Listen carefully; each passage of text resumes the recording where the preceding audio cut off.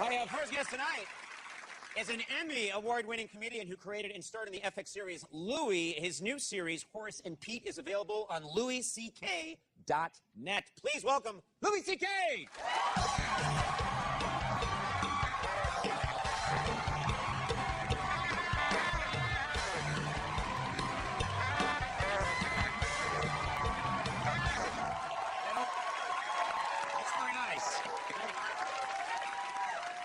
I have to say, I don't remember when I mean, you look good. You're wearing a suit. Yeah. This doesn't. I mean, I don't see you in a suit a lot. I've known you a long time, and I don't remember. It's probably the first time you ever seen me in a suit. Probably. Yeah. Not your usual way to go. What's going on here? I dress like a 10-year-old, since I was 10. Right. Until I was 48. So that's how long it took me to catch up to what am I doing? Yeah. So there's probably a lot of other things that I should have started, changing a long time ago. Just you decided. I just hate looking. I liked it for a long time, and then all at once I hated it. I hated the last 20 years of looking like a shithead all the time. Yeah. It is a funny thing about our society now. Like, you walk around, and I see most adults, especially in LA, are wearing like a T-shirt. Yeah, just flip-flops. Flip-flops, no pants. Nothing stupid. People just have their penises out here. Have now. And so you look good. You look like. Are you making? I'm sexually attracted to you too. Sir, I think it's the freckles we both have. Are you making like a lot of changes in life now? You're getting a little more philosophical? Yeah, like I've been more deliberate about my life. For instance, I'm not on the internet anymore. Like, I quit the internet. You quit the internet? I quit it for now. Yeah. I mean, a year ago, I was like, I'm taking online courses. It's my obsession. And I went and gotten all these courses, and I watched a lecture, and that was it. But I like how you don't even seem to care what the lecture was about. Hey, also, I left a thing backstage I was going to show you. I just left it. I'm really stupid. So can you get somebody to get it? We have no one here that works for the show. Yeah. Frank, do you mind getting something Go backstage? get it. I'm sorry. It's really awkward. Yeah. But I wanted Frank, to show it to you. Couldn't walk slower. There you go. Frank Smiley, ladies and gentlemen. Yes, Frank. This was Frank. Frank's producing your segment, and you were like, hey, go get that. He was just like this. Well, here he comes now. Thanks a lot. Frank Smiley, ladies and gentlemen. Frank Smiley. He walked faster getting back to That's his... right. Yeah, exactly. Frank shouldn't make fun of him. He's a good man. Good man. We should end it there. We should just fade to black. Yeah. People would be so blown away by... That was the weirdest ending to a talk show I've ever seen. Frank's a good man. Fade to black. So I decided I don't want to be on the internet anymore. I don't like the way it feels anymore, especially in my hand, the devices. I don't like this thing that I stare into this thing, and it makes me feel upset. And I look at things that I know are going to upset me. I guess I just like the hit from going, oh, yeah. Like I'll go on my computer and I'll like Google an image that I don't want to see. So then I see a whole wall of it. Yeah. Like big dicks with nails in them.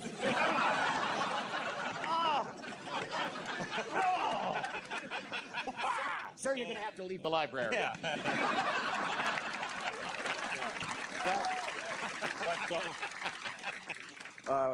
Anyway, so I decided I don't want to. And also, you just quit the internet. Wow. Well, I have kids, 2 daughters, and I sometimes I'll be with my daughter, and she's talking to me, and we're talking, and then bling, my phone goes bling, so I'll just go down like this.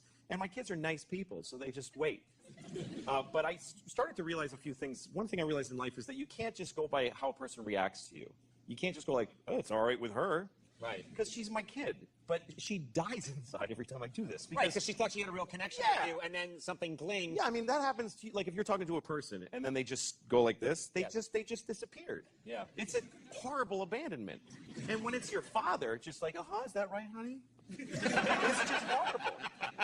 But she sits it out. She's okay with it. And I'm like, she seems all right. And then I started to grow up and realize, no, I have to think beyond what the look on her face is that she's soldiering on with. I have to think about what I'm doing to this kid.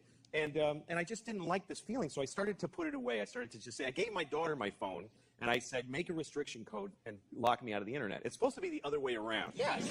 It's supposed to be a parental code. Yeah. To keep your kid off the internet. But I had my daughter give me a code. She has the code. I don't know it.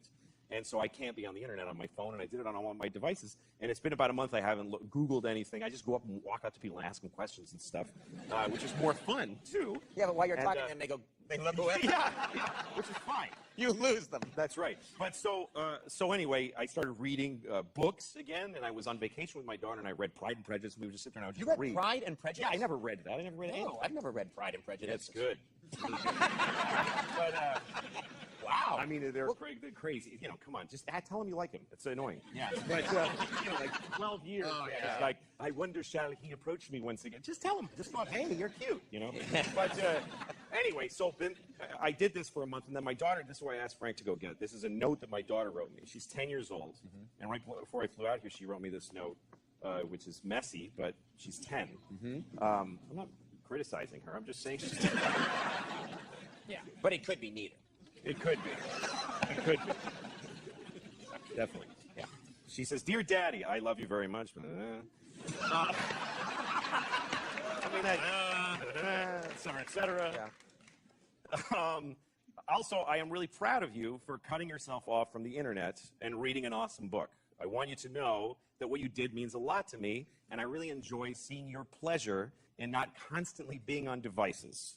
Also, thanks for the trip to Mexico. I really needed that. So, I just... That's a great award that you got. Yeah, I think people should know that it has an impact on your kids if you stop looking at the stupid internet. Right. All right, sorry. But if you're... No, that was a nice message. Very nice message. What's wrong with that? That's right. It doesn't apply to if you're watching television at the moment. No, that's not at all. important. Stay tuned. Yeah, you have to watch This is more important than your children. We're going to take a quick break. More with Louis C.K. in just a second. We're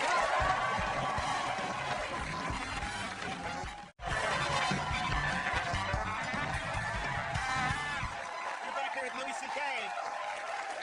Louis, let's talk about your new show, Horace and Pete. Yeah. And what's stunning is I've been watching the show. The people you got to be in the program, the actors are of the highest caliber. You That's really right. got these fantastic people. Steve Buscemi Yeah. and Edie Falco and I play siblings.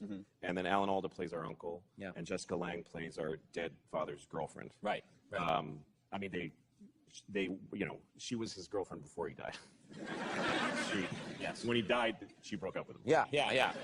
The show isn't that dark. No, she's not dating him. But, Edie Bryant, yeah, they're all great. Terrific actors and some great cameos from people that I didn't expect to see. And one of the things that amazed me is that you got Alan Alda, who for my money, not only, I will say this, one of the nicest people I've ever met in show business, but also just brilliant. I love him in everything he does, including your show.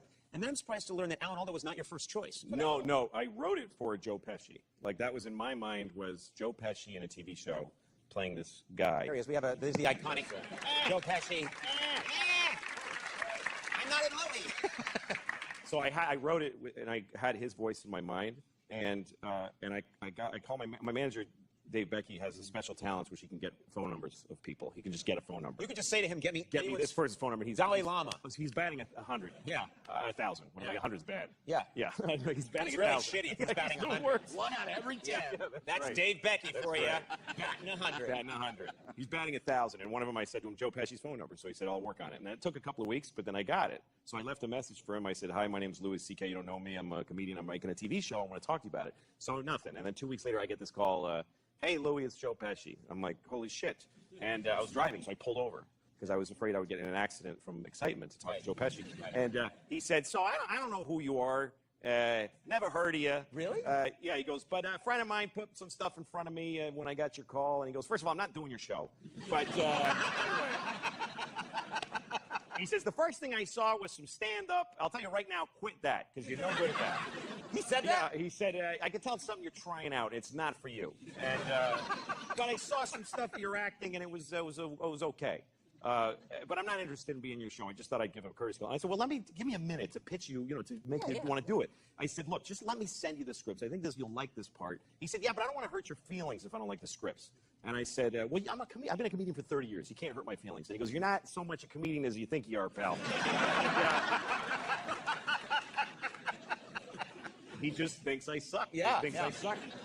It's his prerogative. But anyway, I went down to his house and met him, and he told me a lot of really harsh things about myself. And but he liked the writing. He turned out to be a very sweet guy, and I got to be pals with him. But he won't be on the show. Yeah. He said, I think the show's going to be very successful, so I don't want to do it. That's because he doesn't really do any. I mean, No, he's been, a private guy, and he only Yeah. does things that he really wants to do. So he just decided not to do it. He chewed on it for a while, and I got to know him, which was a great thing. He's a nice guy, but he didn't do it. So I got Alan Alda to play. I got to get Alan Alda. Yeah. That's the next guy on that list. You're in such a good situation now. Your career's gone so well that you're like, okay, I'll take Alan Alda then. Also, your theme song. You needed a theme song, so you call up Paul Simon. Paul Simon. Maybe the greatest living American songwriter. Best songwriter ever. Yeah, and you call him up and say, do my theme song. Yeah, please do a theme song. Yeah, for my and what TV happened show. there? I wrote him an email and I said, I'm doing this new series and I would like you to do the theme song for it and sing it and perform it. And he wrote back and said, no. He said, let me ask my friend Joe Pesci what he thinks. Yeah. And I wrote again and said, please. Yeah. And he wrote back and said, all right, what the hell? That's literally what he said. Wow, What the hell? okay. So I went to his studio, and he wanted to be accommodating. So he played something, and then he'd go, how is that? Like, he wanted to collaborate. He wanted help, like He wanted you to direction. collaborate with him on music. He wanted to know my feelings about stuff, and that's like a serious thing. Like, it means he needs help, So he's like, he plays something, he goes, what do you think? And I'm like, it's amazing. I'm no use to him, because I'm like, that was beautiful. And he's like, no, I mean, how can I do it differently? I'm like, just keep being great. I didn't have any way to help him. I felt bad. That's not a note. No, it's like if God made a waterfall and it's like, I don't know, what do you think? Do you think it's funny? I started actually giving him fake things like, I don't know, a little more energy in that part. He's like, oh, good. I'm like, wow. Sounds amazing. I love that you're in a situation where you're telling Paul, pick it up a little bit. Yeah, I think it'll pick it up a little bit, Paulie. Yeah, that's fantastic. And it worked out. Yeah, so it's on this. I sent him all the scripts, and he wrote this beautiful song, and it's on the track. It's an original song. He's putting on it his new album, so it's also going to be on his album. All right, we have much more to talk about. We'll take a break. More with Louis C.K. Stick around.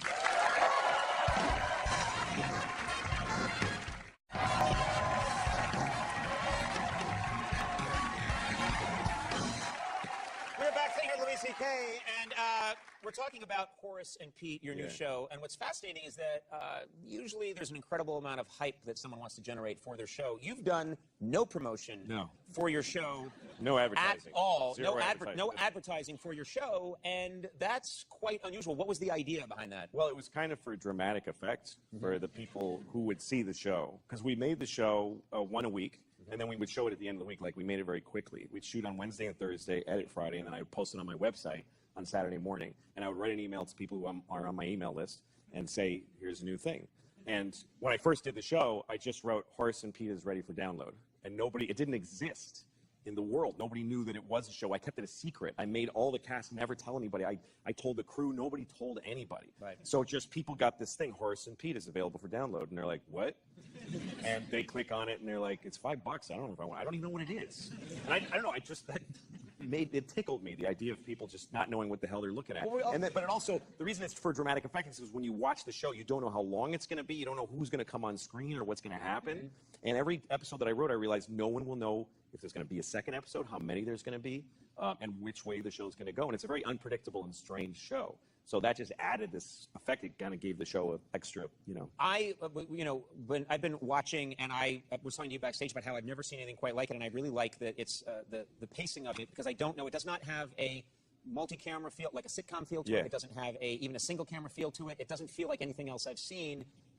Have the critics been nice about it? Yeah, they love it. I mean, it's only gotten really great reviews, which you can read online. I mean, the whole thing's done now. It's like a 10-act play, really. Right. Still, the best way to watch it is not to learn anything about it. Don't go look for YouTube videos. I never made a trailer. It's just there. Right. So you can read reviews and stuff, or you can just start watching it and let it unfold and just take it in. And sometimes it's very sad. Sometimes it's really shocking and upsetting. Yeah. And it's funny about every 48 minutes. Right. It's so a basically, drama. you stole the It's formula not we've been comedy. using here on this show. It's shocking, sad, and funny every 48 minutes. We have a clip here from Horace and Pete. Should we just let it? Yeah, this is the show's about people that drink during the day drinkers in a bar. And this is a really depressing bar where the head bartender, who's Alan Alda, doesn't allow music, so he unplugs the jukebox. So it's just dead quiet. There's no ambience. It's a little hard to take. But anyway, this is I think this is Stephen Wright. What's that website? I think this is Stephen Wright and Tom Noonan and Kurt Metzger. Pete guys just talking at the bar, just bullshitting and talking at a bar about stuff they don't know about. Let's take a look at this clip from Horace and Pete. In the most miserable time and place, most people choose to participate when they do not have to. Just like the internet. Or looking like Syria. That ain't gonna get no better. Those people got no future. It's ISIS and poison gas for a lot of them. But you don't hear about any mass suicides there. Why don't they all just kill themselves? Imagine if one night everyone in the world killed themselves. Even babies. Imagine a baby killing himself. I saw a baby kill himself once. Well, good for the baby, you know? At least he didn't stick around complaining about how bad his baby life was. I saw. You want to know more? What do you think he saw? Yeah.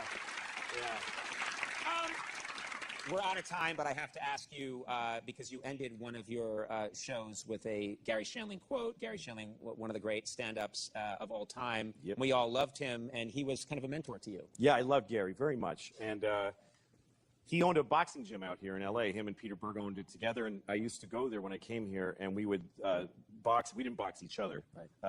We had a trainer that would, I'd hit the pads and then throw up while he hit the pads. We'd take turns. We were both very out of shape. Yeah. But then we would just walk for miles and talk and talk and talk. And he was a very lovely guy. Mm-hmm. He lived an exceptional life, He had this beautiful couple of shows that changed television. Mm-hmm. And he's one of those guys, this is a weird thing we all do. There's only a few people that do comedy. And you wish for somebody to tell you how it goes. And he was so generous with telling, here's what the road is ahead of you like, So I just loved hanging out with him. But anyway, when he died, I was making the show. So he had written me a really beautiful email 2 weeks before. So I quoted a piece of the email about how the real answers are in the silence in life, and everybody should shut the up. That's what he said, basically. Right. And that monks light themselves on fire to make that point. Wow. That's what he said. Yeah.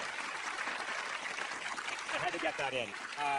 The complete season of Horace and Pete is available for download on Louis C.K. Lewis with an S. I don't have the E when it goes to a porn site. Now no one's going on this.